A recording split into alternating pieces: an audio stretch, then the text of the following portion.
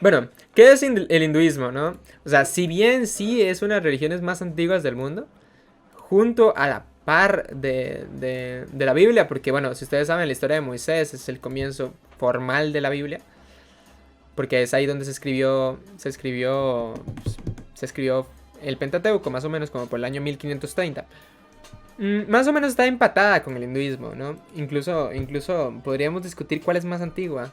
Hay muchos que opinan que de hecho por poquito el hinduismo es más antigua que el judaísmo. Pero es muy interesante, ¿no? El hinduismo es sumamente antiguo y del hinduismo se desprenden prácticamente todas las ramas religiosas del mundo. Aparte de, aparte de las que vienen de las ramas judías, ¿no? Entonces están los judíos que están, ahí podemos meter a los musulmanes y los cristianos, ¿no? Y luego están los hinduistas que agrupan todo el resto de religiones del mundo. Los Hare Krishna, incluso el budismo se puede sacar del hinduismo. Pero bueno, o sea, la cultura que tiene el hinduismo es demasiado antigua y eso es muy notorio. Bueno, también está la cultura china y todo este tipo de ramas, la griega, todo eso, que no, técnicamente no se podrían, no se podrían agrupar en estos dos grandes grupos, pero por ahora, digamos, una gran parte del hinduismo, o sea, una gran parte de las religiones se desprenden del hinduismo, ¿no? Un ejemplo es el budismo, aunque el budismo per se no es una rama del hinduismo, aunque sí lo es muy diferente una de la otra como para ser considerado una parte de la otra. Es más o menos como el judaísmo y el cristianismo. Más o menos sería algo así. Principalmente porque el budismo es ateo, ¿no? Ahora, ¿qué creen los hinduistas? Aquí es donde empezamos ya temas más específicos, ¿no? Los hinduistas creen en Brahman, ¿no? Esta N es importante. Básicamente porque luego vamos a ver que hay otro personaje que es igual, pero sin esta N, ¿no? Es Brahma. Pero es muchísimo menos inferior, ¿no? Básicamente, Brahman es un alma universal, un ser infinito, inmaterial, más o menos como diríamos el dios cristiano, pero deísta, básicamente. Básicamente sería el equivalente, ¿no? Ellos tienen este Brahman, que es un ser metafísico al cual todos los seres, incluyendo los Trimundi, incluyendo los dioses, incluyendo los semidioses, incluyendo todo tipo de seres, van a ir a este ser para unirse a él. Y todos, sin excepción, quieren unirse a Brahman dentro del contexto hinduista. Luego, tenemos lo que consideran ellas el Atman, ¿no? Que es básicamente un alma inmortal. Entonces, básicamente, el Atman es una especie de alma que tiene dos posibilidades, ¿no? Ser trasladada al cuerpo, a un cuerpo nuevo, o unirse a Brahman, ¿no? Entonces, esa es la única función del alma. Es o reencarnar o unirse a Brahman. Cualquiera de las dos opciones es válida para el Atman. Luego, ellos creen en un tiempo cíclico. Ellos creen en eras. Entonces, básicamente, ellos tienen varias etapas en su vida y cada una se les van teniendo periodos de tiempo. Y estos grandes periodos de tiempo acaban con el universo reiniciándose. Básicamente es así, ¿no?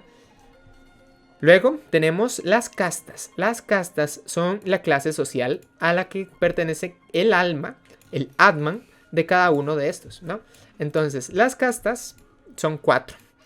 Los Shudras, los Vaishyas, de hecho eso, bueno, sí, Shudras, pero creo que también se puede decir Shutras o Sutras también. Los Vaishyas, los Kshatriyas o Katras y los Brahmanes, ¿no? Los sacerdotes. Si ustedes ven, hay un parentesco entre Brahman y Brahmanes, ¿no? Porque más o menos vienen como de la misma idea. Entonces, aquí está. Los Shudras, siendo esclavos, son de los de menor rango. Los agricultores, los Vaishyas, son los de segundo rango. Los Kshatriyas son de tercer rango, guerreros. Y los Brahmanes son sacerdotes, los de más alto rango. Pandita Ramabai, ella era brahmana. Y ella se casó con un Shudra. Esto es impensable, ¿vale? Esto es impensable, el que un brahman se case con un Shudra. Ellos mantienen su casta. Y el que no mantenga su casta, ahorita vamos a ver qué pasa. Ahora, tenemos dos conceptos que necesitamos que tengan en cuenta y que lo tengan en cuenta muy bien. está el karma y está el dharma. El karma, de hecho, si bien aquí son las acciones buenas o malas que afectan a la sociedad, esta es una definición técnica, ¿no? Realmente el karma solo es una lista de las cosas malas, no necesariamente de las cosas buenas. Pero las cosas buenas sirven para limpiar el karma, así que digamos que sí es eso. El karma funciona como algo que limpia las acciones malas del ser, pero no es en esta vida. Y esa es una mala interpretación del término karma, ¿no? El karma, normalmente nosotros decimos, ok, hice algo malo, por mi karma voy a hacer algo bueno, basado en la postura hinduista. Pero no, de hecho no funciona así. El karma no hace que te pasen cosas buenas y no hace que te pasen cosas malas. Esto aplica a la alma futura, al Atman futuro. En esta vida, no importa si haces mucho mal, no te van a pasar cosas malas porque el karma afecta tu vida siguiente, no esta vida actual, ¿no? Esa es una mala interpretación del karma que se ha popularizado mucho. Y de hecho, lo he visto mal utilizado en debates de hinduista contra cristiano, ¿no? Entonces, para que lo tengan en cuenta. Entonces, el karma es todo lo malo que tú haces que afecta tu vida futura. Si tú tienes un karma muy, muy, muy malo, vas a reencarnar en un animal inferior. En un animal, o incluso si lo tienes muy, muy, muy, muy, muy malo, lo vas a reencarnar en un demonio, ¿no? Esa es la idea hinduista del karma. Y finalmente tenemos el dharma. Algunos lo llaman instant karma, ¿no? Y luego tenemos el dharma. El dharma es la parte esencial. Y esta es la parte importante. El dharma es el deber impuesto de cada atma según su casta. Entonces, si tú tienes un buen karma, vas a reencarnar en un brahman. Si tú tienes un mal karma, vas a reencarnar en un shudra. Si tú tienes un karma intermedio, vas a reencarnar en agricultores o en guerreros.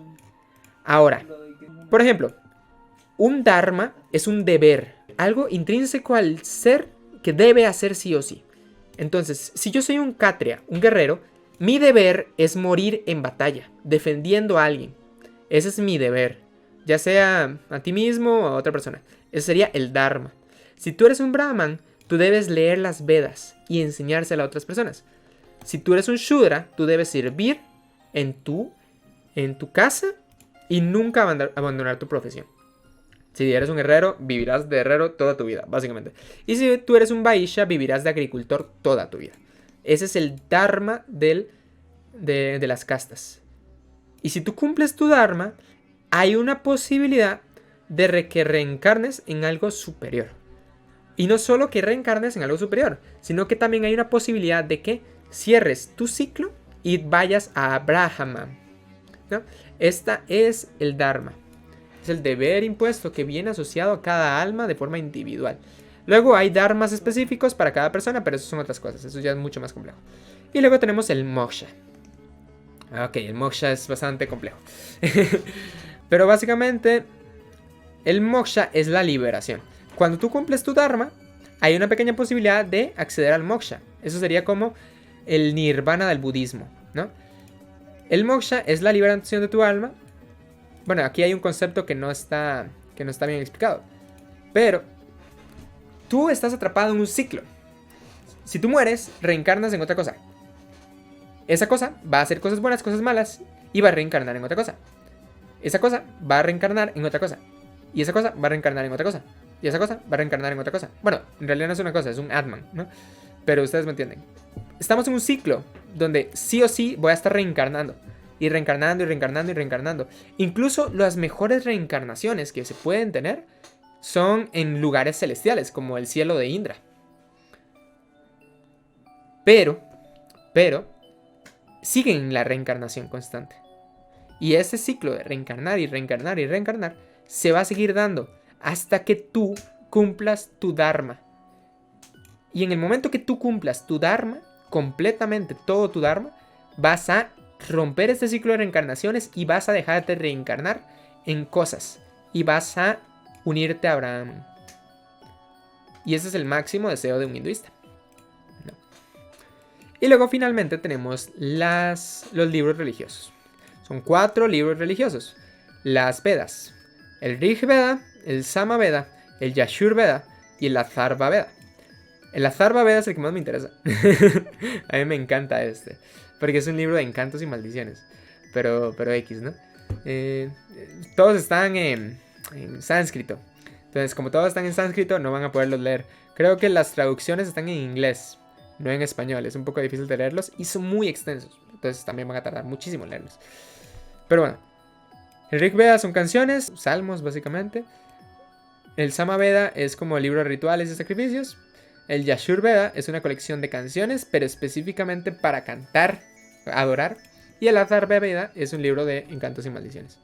Entonces, el proceso de la salvación hindú es esa, ¿no? Tú naces con un dharma, cumples ese dharma, y si ese dharma es suficientemente bueno, vas a reencarnar en Brahman, ¿no?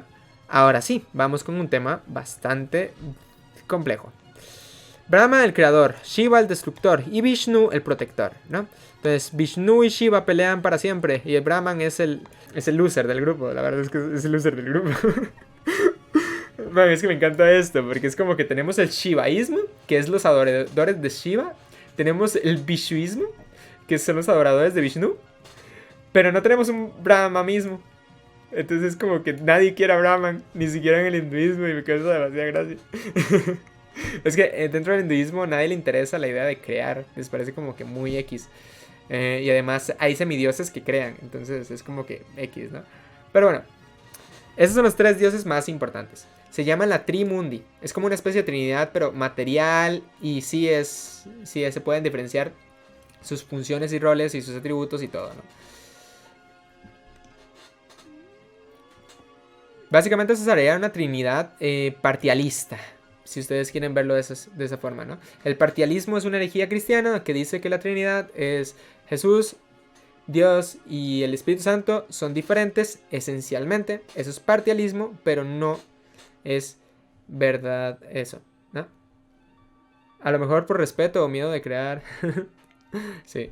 Entonces, esto es una vista partialista de la Trinidad, pero no es una Trinidad per se, ¿no? Ellos son un solo ser, pero es que se divide en 3, ¿no? Que es Brahma, Shiva y Vishnu. No tienen la misma función, ni tienen los mismos poderes, y de hecho pelean entre sí. Arrianismo y modalismo, ¿sí? Ahí están las 3 herejías de la Trinidad. Y parcialismo es este en específico, ¿no? No me acuerdo cuál era el modalismo, pero el arrianismo es básicamente negar que Jesús es Dios. Esa es muy normalita.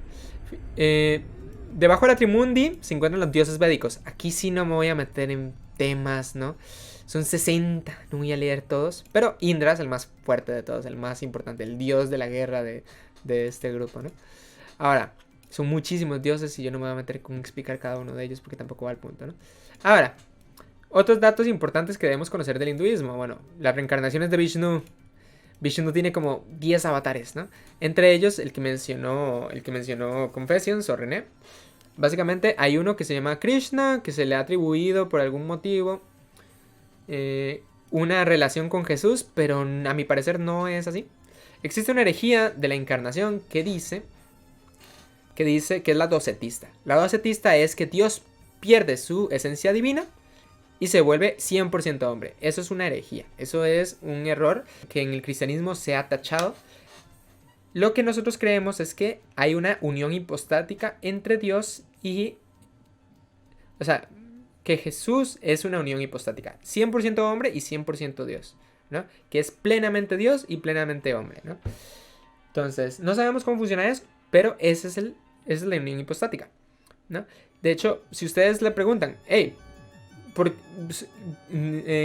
Jesús es una imitación de X ser porque reencarnó y se encarnó en ese montón de varas. Pregúntale, ¿qué tipo de encarnación hizo? Va a decirte, mira, encarnó en un ser humano docetistamente. Y tú dices, no, porque el docetismo es la forma natural de la encarnación. Pero la forma natural de la encarnación no es la utilizada en el cristianismo. Y eso nos da motivos para pensar que de hecho sí ocurrió porque es la forma antinatural de pensar así. Una encarnación por unión hipostática es la única que tiene sentido y es tan antinatural que nadie nunca se inventaría una unión hipostática. Y mucho menos en el periodo donde la filosofía no estaba desarrollada. Así que motivos para pensar de que Jesús es específicamente Dios, esto, la encarnación, el cómo se dio la encarnación, ¿no? Ahora, básicamente lo que hace Vishnu es perder su esencia divina y volverse un hombre, ¿no? Con muchos poderes mágicos, eso no lo vamos a negar, pero se vuelve un hombre. Después de mucho tiempo, Vishnu se separa de ese cuerpo y se vuelve otra vez Dios y destruye todo. Y vuelve a reiniciarse el ciclo. Entonces, estos pasan eones de años entre una etapa y la otra. De hecho, no me acuerdo si lo puso aquí mi hermano. Yo creo que sí. Aquí está. Básicamente, el fin del mundo viene en el año 428.899. ¿Qué diablo? Así que apúntense a esa fecha porque ese es el fin del mundo. El año 428.899. Aproximadamente. Yo sé que sus nietos van a sufrirla mucho. Espectacular, hombre. Lo bueno es que no lo parece. No, y lo peor de todo es que este número, este 9 final, sí está así, man. Sí está así, güey. O sea, no lo cerraron, no sé por qué no lo cerraron en 429.000 o en 430.000. Man, eso me da tanta ansiedad. Pero no, o sea, sépanlo, sus nietos la van a sufrir mucho, ¿no? Pero sí. Básicamente, Vishnu es la octava reencarnación. Krishna, el que se llaman el negro, el atractivo. Y se le confunde con Cristo. Para mí es falso, porque básicamente Krishna fue egoísta, no estableció discípulos, ni resucitó el tercer día como lo hizo Cristo. Así que me parece que encontrarle parentescos a Cristo y a Krishna es como X, ¿no? O sea, es como que ser muy rebuscados, a mi parecer. Luego tenemos a Buda, el inteligente. De aquí es donde sale el budismo. Comparar cocos con pipas, básicamente. Sí, exactamente. Entonces, el budismo viene de aquí también. De hecho, el budismo empieza como una secta del hinduismo, pero luego se separa del hinduismo lo suficiente como para dejar de ser considerado una secta. Y el tema con esto es que, bueno, eso es lo mismo que le pasó al judaísmo con el cristianismo. Bueno, al principio se consideró una secta, pero luego tomó vida propia y ahora ya nadie va a decir que el cristianismo no es una secta del judaísmo porque sería absurdo, pero absurdísimo, ¿no? Lo mismo sería con esto. El budismo es una secta del hinduismo, pero es tan grande que es absurdo decir que es una secta, ¿no? Entonces sí. La 10ª reencarnación de Vishnu será Kali, el destructor de la impureza. Básicamente Kali no ha venido, pero en el momento que Kali venga va a ser como en este año y ya, ¿no? Tenemos los libros religiosos. Por cierto, hay un dato curioso que a mí me encanta, que no lo está apuntado aquí, por cierto. Vishnu se encarnó en una ballena. A mí me encanta que se haya encarnado en una ballena. Es como que bien genial. ¿Tú te imaginas? O sea, ¿te imaginas, man? Pensando si en el cielo puede ser una ballena. Sí, man, tú sabes, le dices adiós, estás en el cielo todo feliz y le dices adiós. Hey, Dios, no me puede permitir ser una ballena. A mí me encantaría, yo sería feliz. Y luego tenemos los libros religiosos, que son las Vedas, los Upanishads, los Puranas, la Bhagavad Gita, el Ramayana y el Mahabharata, ¿no? Tenemos el Bhagavad Gita, que... Bueno, el Bhagavad Gita es el libro hinduista más extenso. Tiene una longitud de 5 Biblias. 5 Biblias, o sea, es extensísimo. Y yo les voy a ser sinceros, ¿no? Luego tenemos las Vedas, que también todos unos son cada uno más largas de la misma Biblia. O sea, si tú te lees todos estos libros, te va a tomar una longitud de 15 Biblias. O sea, así como... tal vez esté exagerando un poco, pero sinceramente, pongámoslo en peso. Un libro que es como agarrar 15 Biblias. Si ponemos todos los libros religiosos y los juntamos y decimos, ok, 15 Biblias de extensión. Y no solo son libros, sino que son libros religiosos. Yo, personalmente, no me imagino a nadie que haya leído y estudiado esos 15 libros. Y me equivoqué, no es el Bhagavad Gita el que tiene 5 longitudes, es el Mahabharata. Perdón, error mío. ¿No? ¿Dislike? ¿Se equivocó? Sí, exactamente. O sea, es mucha historia condensada en estos 15 libros de extensión bíblica, o sea, estas 15 Biblias de extensión. Entonces es muy difícil a día de hoy para una persona estudiar el hinduismo completamente porque es muy, muy, muy, muy extenso. Entonces, si ustedes algún día quieren leerse algún libro, sepan lo que van a leer bastante. Pero si van a leerse uno, léanse este. Porque este es súper genial, a mí me encanta, el épico mitológico, Mahabharata, 10 de 10. Mi mejor amigo se lo leyó y tiene historias demasiado geniales, ¿no? De hecho, él me estaba contando como, así, para referencia, mi cuate. Ahora, como conclusión final, como conclusión final. La longitud de estos libros es tan grande que es muy difícil de leer. Pero pónganlo en peso. Es extensa por el hecho épico-mitológico que tiene. Porque intenta desarrollar. Si ustedes, mi mejor amigo me decía, bueno, ¿y cómo? ¿Por qué es tan extenso? ¿Qué tanta información trae? Él me dice, bueno, es que nombra 100 demonios y lo que hacían los demonios y cómo eran las guerras y las detallaba y te pones a pensar y dice, bueno, si la Biblia detallase en cada uno de los detalles, probablemente sería mucho más extensa.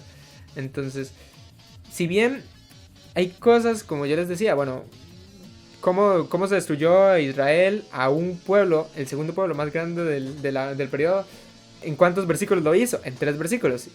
Entonces yo digo, mira, me gustaría que la Biblia detallara. Pero sinceramente, si la Biblia detallara, tendríamos un libro mucho más extenso. Detalles en cada uno de los detalles, Rendo 2022.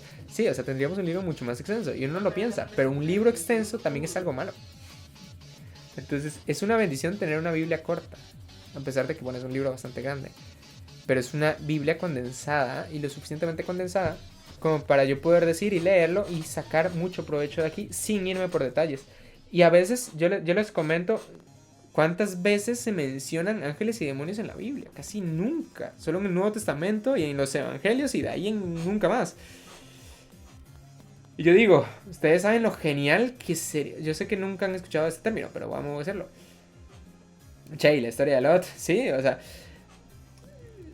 Imagínense, tenemos un término. O sea, hay un versículo en Daniel que dice, y los watchers, los vigilantes, están vigilando en el cielo. Y tú dices, bueno, hay ángeles vigilantes. Y tú dices, eso suena como para un lore súper genial. Pero solamente tenemos a los watchers, a los vigilantes, en un versículo.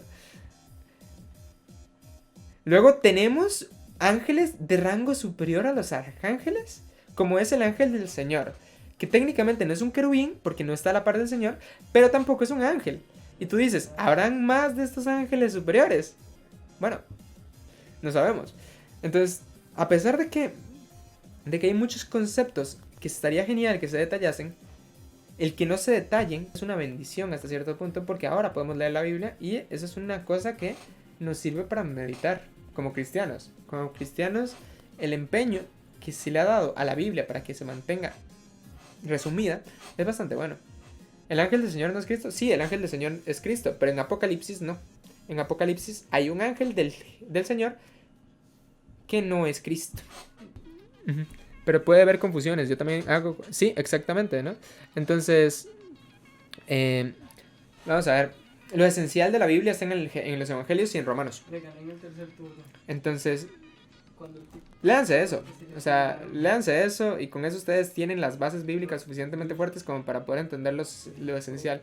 Y luego, si ya no entienden alguna cosa de Isaías, Éxodo, o les gustaría que la Biblia se detallara en otros aspectos, tienen a los teólogos para que les expliquen, digamos. Pero sí, o sea, para eso estamos nosotros, para hacer, o sea, yo estudié teología sistemática, ya llevo estudiando teología sistemática como por 4 años ya, más un año formalmente en Instituto Bíblico. Así que, e incluso estoy haciendo mi tesis adelantándola. Mi tesis bíblica, no sé, es un oxímoron, pero para eso estamos nosotros, ¿no? Sí. Entonces, chicos, con eso terminamos nuestro diálogo sobre hinduismo. ¿Cómo podemos evangelizar a un hinduista? Pregunta seria. Básicamente, la forma de evangelizar a un hinduista es explicándole el karma.